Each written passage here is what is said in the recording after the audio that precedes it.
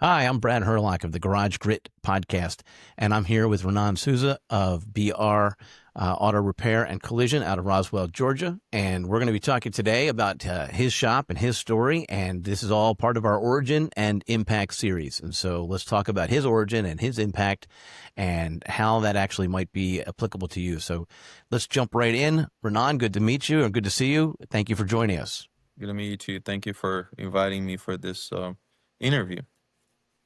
You betcha. Glad that we're able to make the time. So, let's actually start a little bit talking about your shop that you have right now. Uh, BR Auto Repair and Collision. You're in Roswell, Georgia. I was taking a look around on Google Street View, and I found that you've got some competitors on both sides or multiple Yes. throughout that whole building. Yeah, where our shop is located is definitely center right where all the automotive industry is, I guess, zoned in the city of Roswell. And right at the building, where we are located, there's several shops. There are mechanic shops and there's some collision shops down from us. There's definitely a lot of competition all around in that area. Okay. And if I looked at it correctly, it's like an industrial building, and you're just one of the suites in it. And there were numbered parking spaces. I Yes, counted sir. maybe 6 or 7 for you. On the front, yeah. On the back, we have quite more, but on the front, there's only 7 spaces. Yes, sir. Okay. And so everybody has a ton of space on the back. That was going to be my question. How do you operate a shop with just 7 spots? That's Yeah. So impossible. yeah. So the front, we have to keep it very organized. We don't let cars sit in our parking lot for too long. I have it with me and experience working on the shop. Cars sitting in your parking lot for too long, you're not making money. You have to be, um, you have to work organized. Make sure all the parts are in when you're going to start the job. And if there's any kind of delay, you got to plan ahead. You definitely don't want vehicles sitting in your lot, especially in our situation because we have a limited amount of space. So we definitely have to pay a lot of attention to that. We have 7 parking spots, I believe, on the front, but we have about 10 to 12 in the back that we used. That we I'm sorry. use I'm just thinking still that's only 19 total spaces. That's tiny compared to what most shops use. Yeah, the shop next to us, they allow us to rent their parking spot. They don't have use for that rear one, so we rent their additional parking spot. So that adds on to our about 19 spaces. I think we obtain like 8 or 9 more spaces from them. They help us with that. We rent from them obviously, but it's definitely a big help to us. Now, so they're also a repair shop right next to you. So why are they not using the space? Like, They do mainly older vehicles like classic cars, so their projects are a lot longer, and they don't do the same thing as we do. Their projects are way longer, and they allowed us to rent those additional spaces from them as well. So it helps us, and it also helps them, because it if they're not using, they're making money out of those spaces to help with the rent.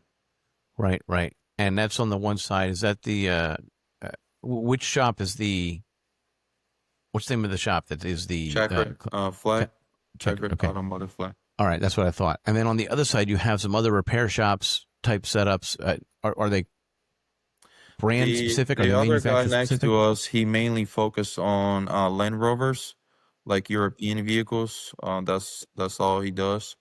Okay. And yeah, And is there anyone else in that same strip that's also collision and repair?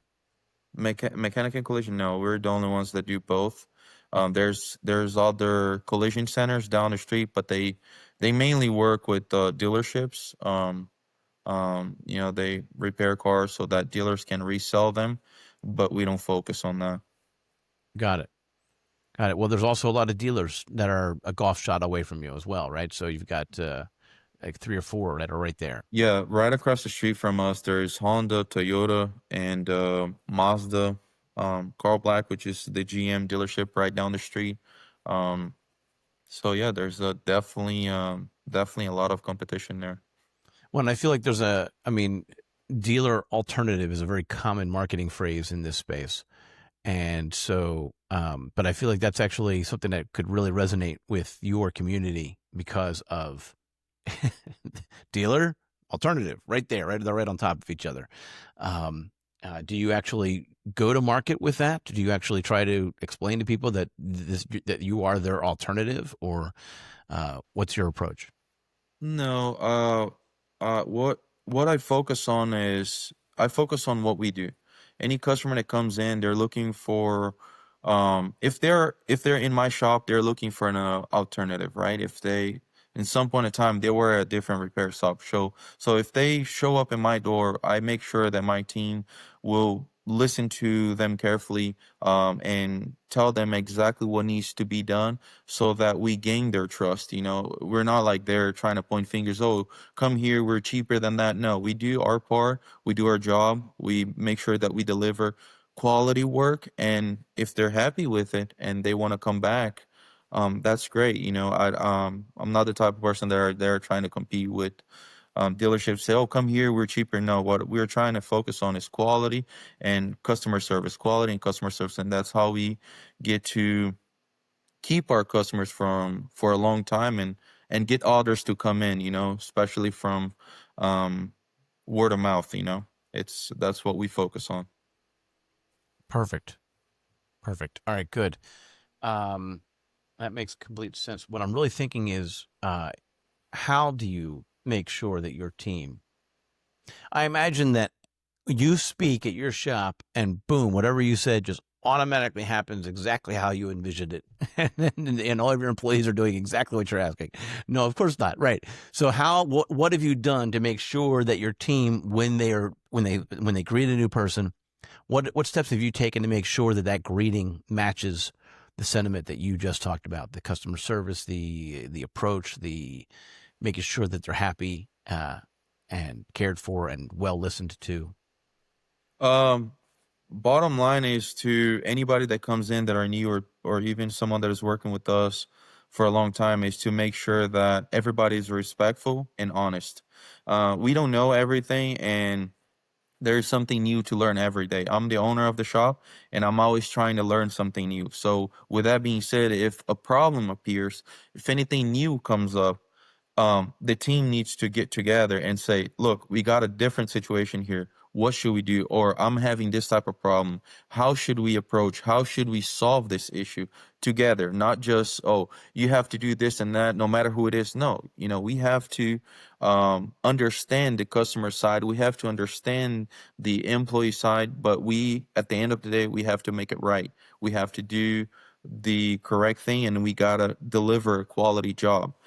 So having that mentality always helps.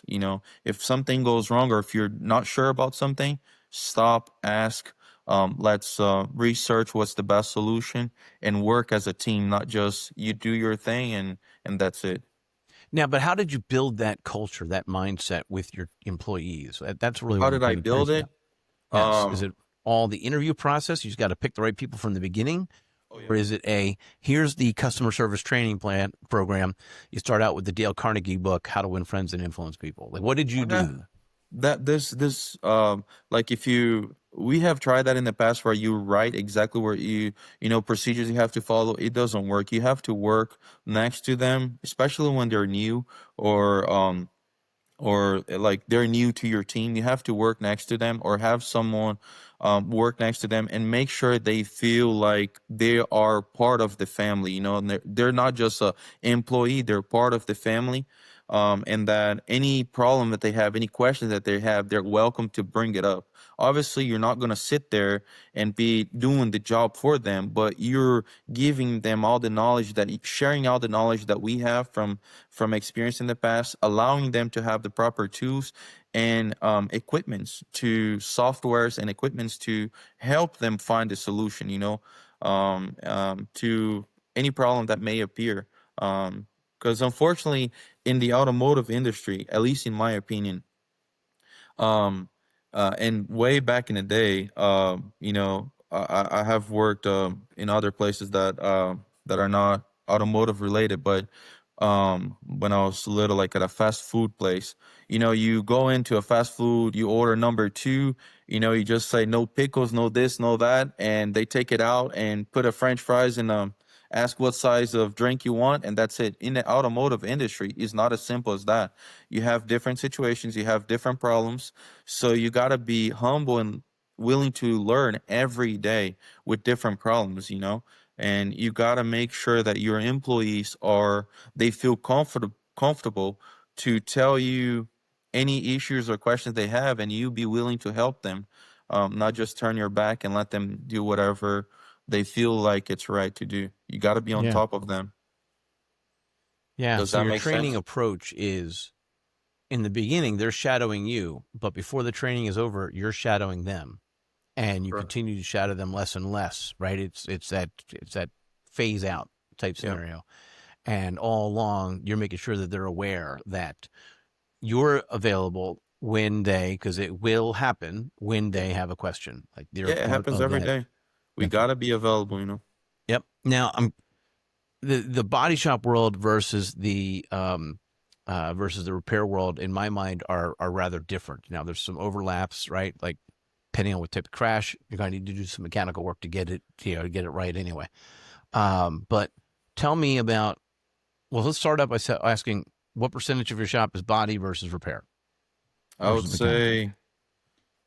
say I would say 65% is body and the rest is mechanical Now, is work. that based on total revenue or is that based on labor hours?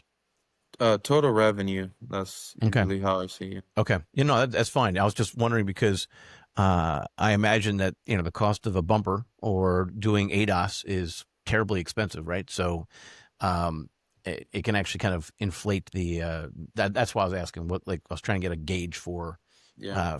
I wonder how much of that 65 is in parts versus time. So it that's hard to say. It varies. Honestly, it varies month to month. That's very hard to say. But one of the things that, as you said, body work, like any type of collision work nowadays, has got extremely expensive.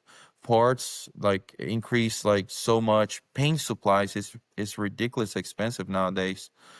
So yeah, it's definitely, the tickets are a lot higher on the collision side versus the mechanical. But at the same time, it takes longer to get the job done if you respect and follow the procedures correctly. Right. Right. And so are you doing ADOS right there in the shop, or do you have a mobile ADOS guy coming in? No, yeah, we sublet that. We don't have ADOS in the shop. Yep. Now, when We you don't have sublet it, that much volume to invest in all the ADOS equipment right. right now. Now, when you sublet do you have the bay already set up for it and No, they come to you, or are you sending the car out to them? I prefer to send out to the dealership to do all the ADOS calibration. I prefer to send to each manufacturer instead of calling like other companies to come into our shop. I prefer to have the vehicle towed to the dealership to make sure they get their all the calibration and settings done Yep. through the dealership. And then do you hand them certification, like paperwork that says, here's proof that it was certified? Oh yeah, Yep. you talking about like if it's done at the dealership? Yeah. Oh yeah, it's if it's a claim going through insurance, you have to submit the invoice in order to get reimbursed for that. And if it's a customer, then we tell them upfront, hey, after this job is completed, this front radar sensor here needs to be calibrated. So we're gonna have to do that at the dealership. Once it's completed, we'll get the invoice and make sure that we'll add that to your bill, but you get the information of when it's calibrated and all done, like a copy Yeah. of the invoice and all that. Right. Right. And you're working directly with insurance companies sometimes? Yeah, we're not a direct repair facility for insurance company because Hmm. we're, our space is limited, but we get customers that bring their claims in and we handle a lot of claim insurance like that. We're not like a direct repair facility. but we have customers from years that they would recommend, and we work um, with individual customers Yep. with their insurance company to get a repair. And I'm curious, how many bays do you have working there right now? So our shop is the way that it's set up is like it's like a straight shop like this. So we got one front bay and the back one. But if you were to calculate on the inside, it would be a total of 5 bays if you were to think in base side. And then we got yeah, and then we install like a carport in the back where we do all the compounding and wet sanding and buffing after the all the collisions and the collision jobs and repairs are completed. It's done in the back, so we have that additional 2 bays. And is that where the painting is going on as well, No, or sir. is The that's the inside? painting is inside the shop where we have our paint booth installed and everything. Okay, is that one Yeah. of the 5 bays, or is that an additional space that you have? Additional space, yeah. Okay, good. The bay, I was just calculating where the cars are worked on. And so, are 2 of the bays dedicated for mechanical, and 3 are for body, or it Yes, actually sir. ebbs and flows, and the middle one's There's two constantly lifts. being? Mhm. No, the shop is divided right on the center there. The front part of it is mechanical. There's 2 lifts there. The back part is where all the collision, because you don't want to be mixing up, any type of grease or anything like that with the in the body side section. You have to make sure everything is cleaned and there's no grease whatsoever. So you got to keep those things very organized and separated. You can't mix the two.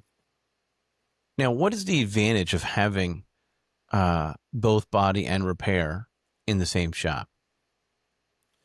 I think it's easier to manage. Um, it's easier to manage, like, at least in my point of view, if I were to have two separate buildings, one for collision, one for mechanical, I'm the type of person that I always like to be on top of it, like making sure things are getting done right. And so, being all in one shop, in my opinion, it's easier for me to manage to keep control of the quality of the work.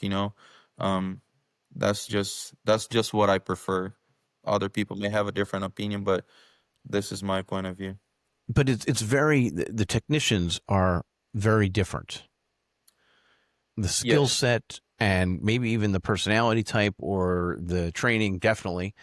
Um, but the type of person, I think, varies from the guy that's that wants to do the paint versus the guy that is Yes, replacing gaskets. it's two different type of technicians and two, I would say, two different types of work. But at the end of the day, it comes handy because um, sometimes you may need uh, um, a mechanical side of it to help a body tech to solve an issue. For example, nowadays insurance company, they don't pay mechanical labor for the body techs to change like a AC condenser, for example. Like when they're replacing the front radiator support, they pay as a body tech. A body labor rate is a lot cheaper than a mechanical labor rate nowadays.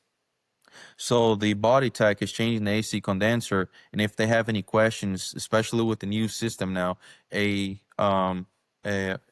mechanic from the mechanical side of the shop can help them. Hey, you got to make sure that you do this and this procedure. This car takes certain amount of freon, and one helping another. It's two different jobs, but like I said, it's important to keep them all working as a team. It's not like, oh, we have two different shops inside of our shop. No, we are, as a team, we're gonna help one another, and it's complicated. It took several years to do that. It's not easy, but it comes handy to have a mechanic and like a master body tech on the side, because believe it or not, they're always helping one another.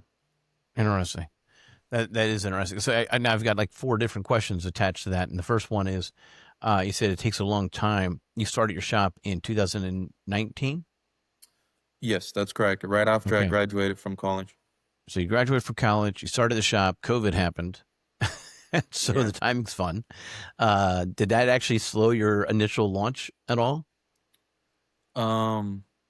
No, I think. Uh, uh, God blessed me a lot during that time, and we didn't stop. We were.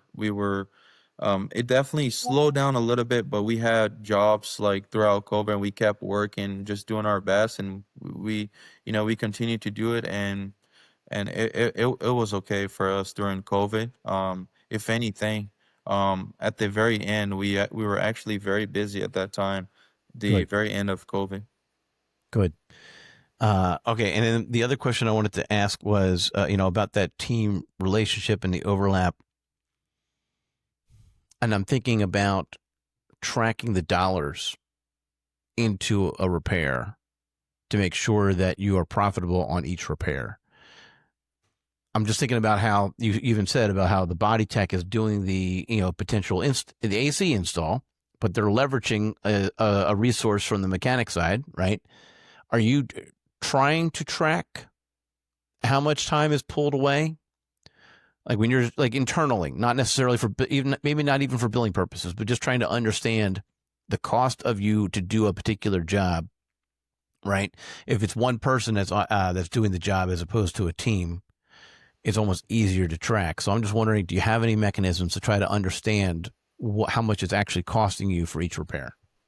Well, so we have several systems that will sort of tell you the timing to get a job done, but it's not as simple as that. For example, you may have CCC, Pro Demand, or Mitchell One to tell you, hey, to change this alternator is um 2 hours of labor, 3 hours of labor on the mechanical side. The same thing on the collision side. Oh, you're changing bumper fender, this, so the system is giving me 3 hours. Okay, that's great.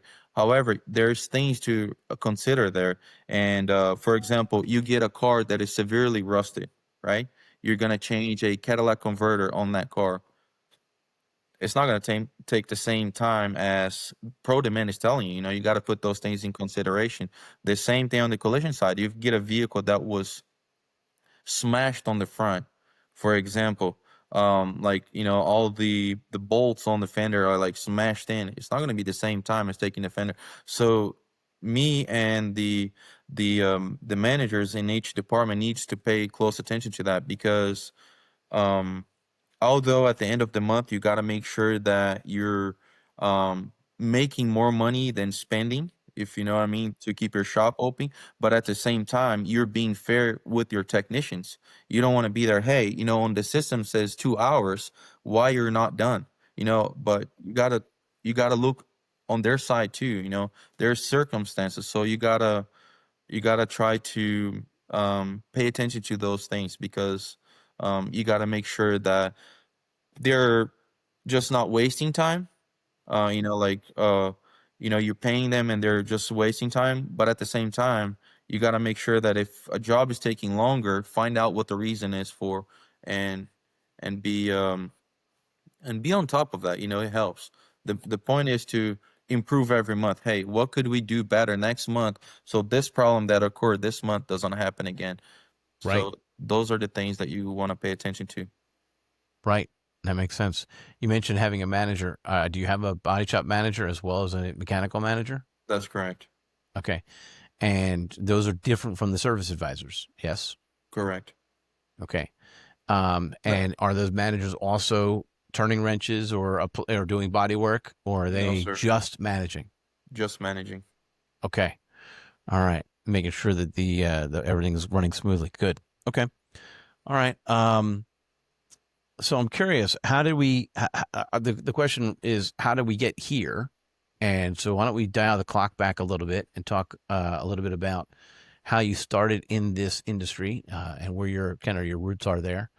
Um, how when was your first time that you were actually kind of in a shop doing anything?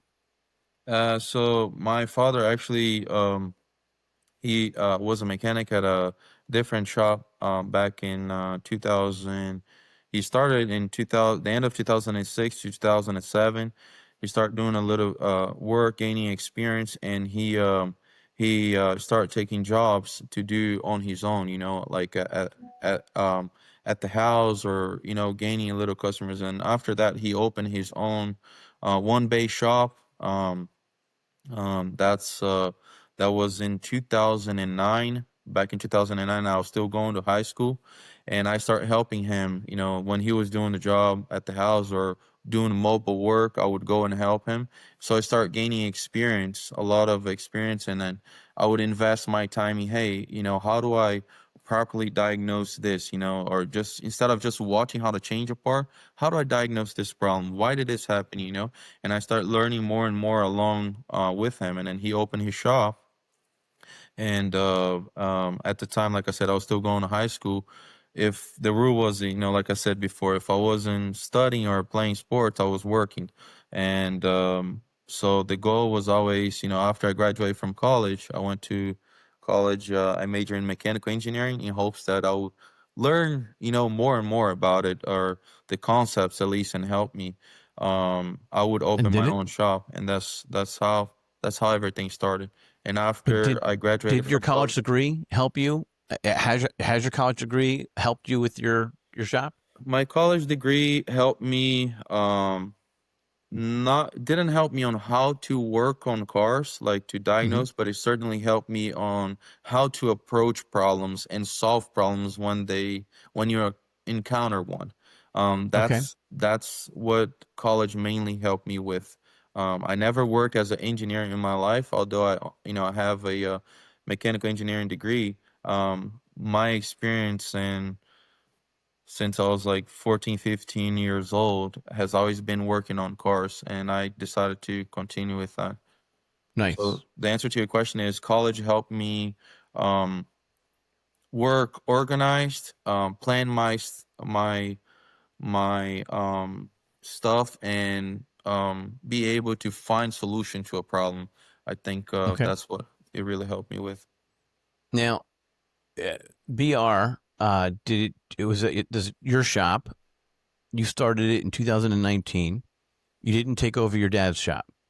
No, so what happened is my dad, my we used to be partners in the shop at the other location, and my parents went through a situation. They ended up divorcing, so I left the yeah it's part of life. So I left the shop that we used to work in because I didn't it was something new to me going through a divorce, and I didn't get used to that situation. So I told my dad, I was like, I prefer to open my own shop, and he supported that, and that was already the goal after I graduated, and then he was also having some issues where he was having some small health issues that he needed to take care of at the time. So we decided to sell the building that we were in back then, and I ended up moving to a different location and renting a place at that time, and then we sold the location that we used to own,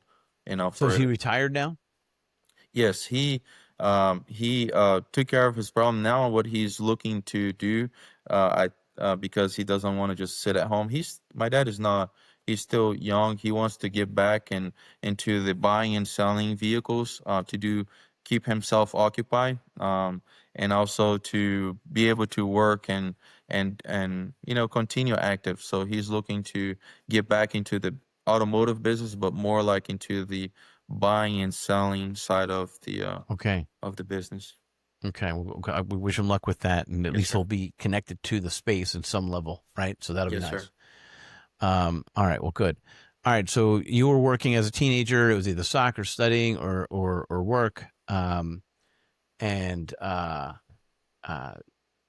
and at one base shop, and then you became partners after high school. Do I have that right? Yes. Mm-hmm. And then you were After, also going to college part time or full time. no, part time. It took me 9 years to graduate because I was working, managing the shop for my dad, taking classes at night, and that's Yeah, how it went. yeah. I finished my 4 year degree at 30 because I was part time while I was working and paying for it as you go. And that was just kind of my approach, right? And it sounds like similar to yours. I don't want to amass some sort of crazy debt. I'd rather just right. Uh, so that's great. God bless you for that thinking. That was the kind of the right a good way to think about it. So um, uh, and is that where you met your wife? Yes, I met my wife in college. Yes. Okay. Yeah, Nice. in Nice. my Okay. So class. back to the your timeline. So you were working full time, college part time for a bunch of years. Uh, and what was that like working with your dad? It was just you and he. How are you guys getting customers? It was all word of mouth, maybe. Majority of it, yes. He was. We would get new customers in. Um, referred by others, and also we did do like advertising here and there to spread the word because the shop, at the time was new. So it was a little bit of everything, but mainly word of mouth and just like gaining people's trust. So if we would provide a job on, and at that time it was just mechanic. We never did any collision at my dad's shop at that time when we were partners. It was mainly mechanical work because that's what he worked with before. And after a while, I started investigating more about the collision side of the business. And after I opened my own shop, I start investing more money on that and focusing on the collision So in side. 2019, were you just a repair shop, just a mechanical shop, No, and then you and added the collision, or from day one you were both? no, from day one, I already had experience, and we started very minor with one tech that used to work. But we were able to do at that time when I opened the shop, we were able to take both mechanical and collision. Started very small. It took a while because you had to get permits for the paint booth. So at the very beginning, it was I would say 80% mechanical and 20%, if anything, was collision, and then start gaining more experience and doing things slowly until we gain the experience to go forward. So how hard today are you working at keeping a balance? I mean, 65 is, not completely top heavy on the collision side.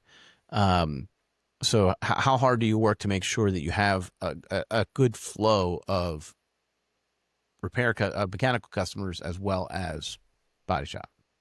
You try to do anything to make a balance, or is it just is what it is? It is what it is. Like I said, and I reinforce on that. I focus a lot on quality, quality, quality. We're not like a big shop. We focus mainly, instead of focusing on big volumes, we focus on quality. So if I get two or three collision cars per week, and we do it right, I'm happy with. If we get more and we do it right, I'm happy with. I don't focus much on volume; is more on quality, and I don't care if the mechanic. For example, from the beginning of the year, this year, last year, the collision side of it um, was doing great, and some of the profits from the collision side, I was having to pass it on to the mechanical side to cover some costs. The beginning of this year, it reversed. At the very beginning, the mechanical side was doing better than collision. So, and that's why I think it's important for the employees to understand that we are a team. So, if one side is a little bit slower today, you know, and you're busier, one is recovering for the other. So we are always having work to do. It's important to focus that way, and that is one of the reasons why.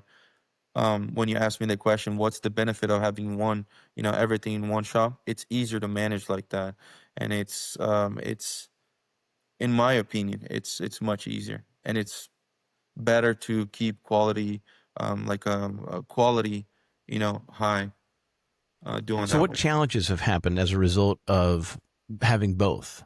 Uh, is it more complicated to explain to customers what you do? Is it more complicated from a marketing perspective? Is it, or is there only upsides to having both? No, no, it's definitely not only upside. It can get very complicated.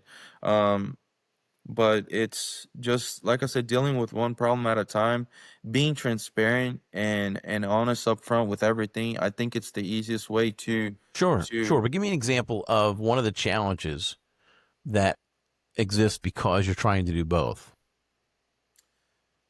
so when you have a collision and a mechanical shop at the same location, one of the challenge, and you have to be very um careful on how you explain to the customer, because if they get in an accident, for example, oh, for example, not too long ago, we had a customer that came in where his rear bumper was damaged, right? Slightly damaged to a point where the bumper didn't even need to be replaced. And they say, oh, now my rear differential is making noise. You have to be very careful with that, especially if it's going through insurance, because you don't want to go there and say, "Oh yeah, we're gonna take this apart. We're gonna, well, you guys are mechanic. You can look at it and see if there's anything. We're gonna see if it's related to the claim. If it's related to the claim, we'll bring out insurance appraiser to inspect the vehicle. But in some point, some customers they think that just because you're a mechanic shop and collision shop and they were involved in a even a small accident, you're gonna take care of the entire car, you know, for them, make their car brand new. But insurance are only gonna cover to damage that are related to the accident, or caused by the accident. So those are like a small example that I can give you. Um, on the on the uh, on the same line, if we see that being a mechanic, we see that a customer hit a curb, for example, damage a little bit on the fender, but the major impact was on the front right suspension, where we just had a situation like that. Well, you're going to go in as a collision center, you're going to go in, replace that tire, the wheel if damaged, and you're also going to send that vehicle for inspection, make sure the suspension, steering, none of those things got damaged, because if it did get damaged on that side, most likely it's related to that claim that we're working with, and you want to make sure you report everything.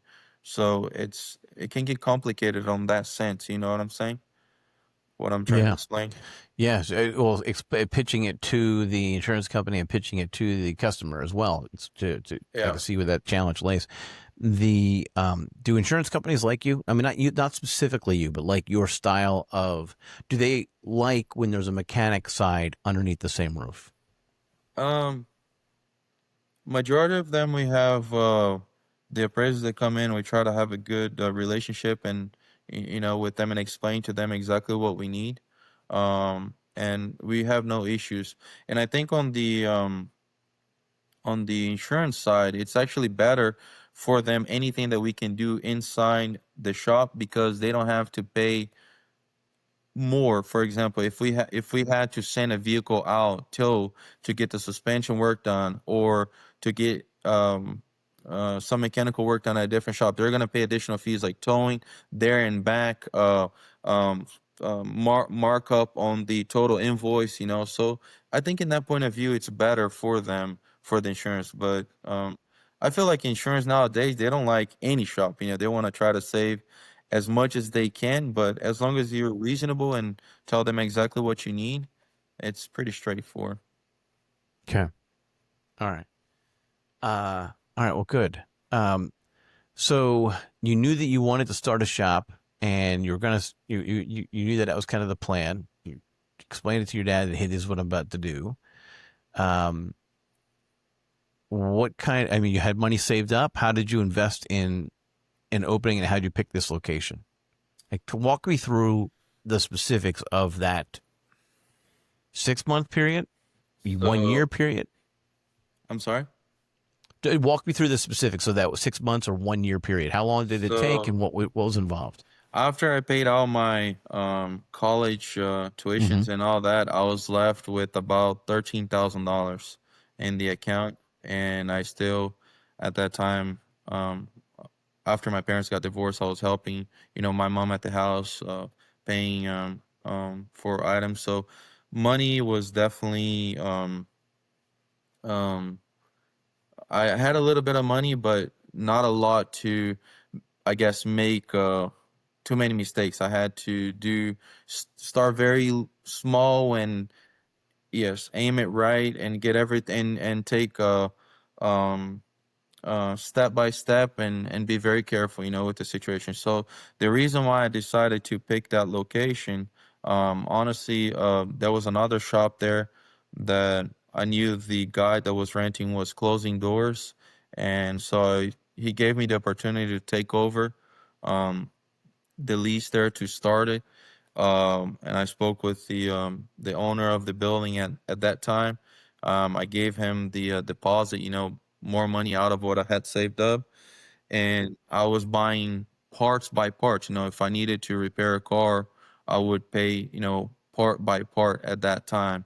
It wasn't easy. It took a while, but um, and just having, faith in God, I think things started to go little by little and doing the work Hmm. correctly.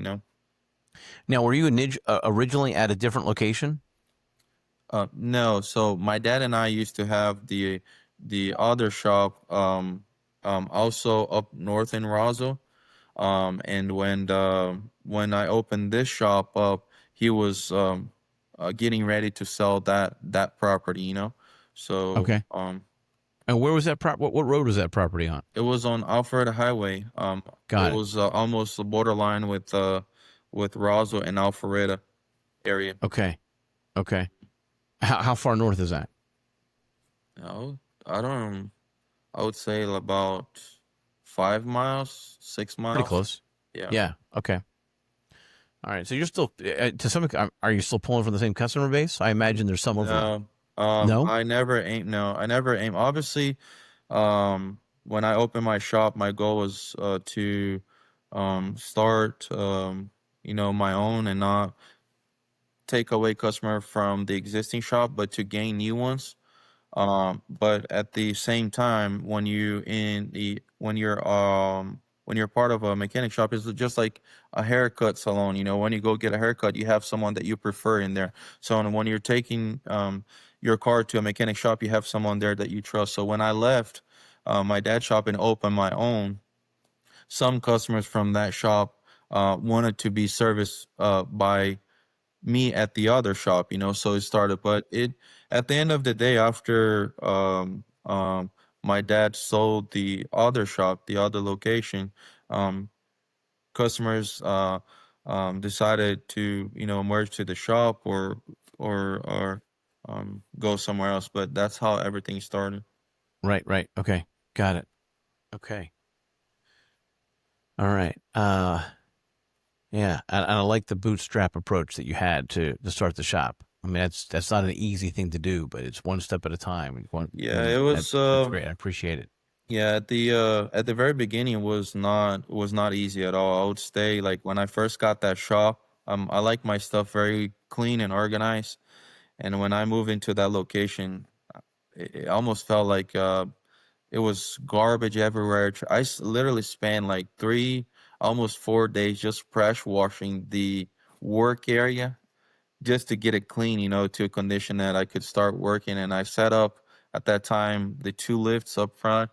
I keep those pictures up today, because it motivates me how it was when we got in, and how it is now. Definitely, and I use that a lot in the meetings with the employees, because some people look at you and they said, "Hey, you're doing well now," but they don't see, how you were doing a few years back, or they don't see what you went through. They just see the good part of it now, but they don't see the how everything started and the conditions that was in. It was definitely not easy. And that's often forgotten. So I'm glad you brought that up. That you see someone, oh, they're like an overnight success. Yeah, well, it took how many years before that night, right? And then so there's a lot of pre building to get to that point. Um, the So you share those pictures with your team. You mentioned having team meetings. How often are you having team meetings? I try to do it. I try to do it at least once a month.